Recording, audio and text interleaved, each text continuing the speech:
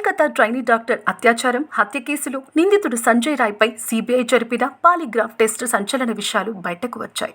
August 8 రాత్రి సంజయ్ అతని ఫ్రెండ్తో అర్జికార్ హాస్పిటల్కు వెళ్లినట్లు పాలిగ్రాఫ్ టెస్టులో చెప్పుకొచ్చాడు. సంజయ్ రాయ్ అక్కడికి వెళ్లేసరికి ఆమె చనిపోయి ఉందని పాలిగ్రాఫ్ టెస్టు సమయంలో తెలిపాడు. కోల్కతా పోలీసుల విచారణలో ఉన్నప్పుడు నిందితుడు నేరాన్ని అంగీకరించారని అధికారులు చెప్పారు. కానీ ఇప్పుడు సంజయ్ రాయ్ తనను ఇరికించాలని చూస్తున్నారని అతనిపై ఉన్న ఆరోపణలను ఖండిస్తున్నారు. ఆదివారం సంజయ్ రాయ్కు సీబీఐ లైట్ డిటెక్షన్ టెస్టు నిర్వహించింది. ఆ టెస్టులో నిందితుడు సంచలన విషయాలు చెప్పాడు.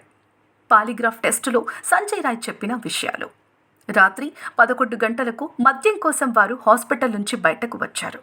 రోడ్డుపై ఉన్న వైన్ షాప్లో మద్యం తాగి అక్కడి నుంచి ఉత్తర కోల్కతాలోని ఒక రెడ్ లైట్ ఏరియా సోనాగాచికి వెళ్లారు. అక్కడ నుంచి మరో రెడ్ లైట్ ఏరియా దక్షిణ కోల్కతాలోని చెట్లాకు వెళ్లారు. అక్కడికి వెళ్తుండగా రోడ్డుపై ఒక బాలికను వేధించామని సంజయ్ రాయ్ ఒప్పుకున్నాడు. తర్వాత చెట్లాలో రాయ్ ఫ్రెండ్ ఒక మహిళతో లైంగిక సంబంధం పెట్టుకున్నాడని, ఆ టైంలో రాయ్ తన గర్ల్ ఫ్రెండ్తో వీడియో కాల్ మాట్లాడాడని, ఆమెను న్యూడ్ ఫోటోలు అడగగా ఆమె పంపిందని పాలిగ్రాఫ్ విచారణలో చెప్పాడు. రాయ్ మళ్ళీ అతని స్నేహితుడితో కలిసి ఆసుపత్రికి తిరిగి వచ్చాడు. నిందితుడు 4వ అంతస్తులోని ట్రామా సెంటర్కి వెళ్లాలని టెస్టులో చెప్పాడు.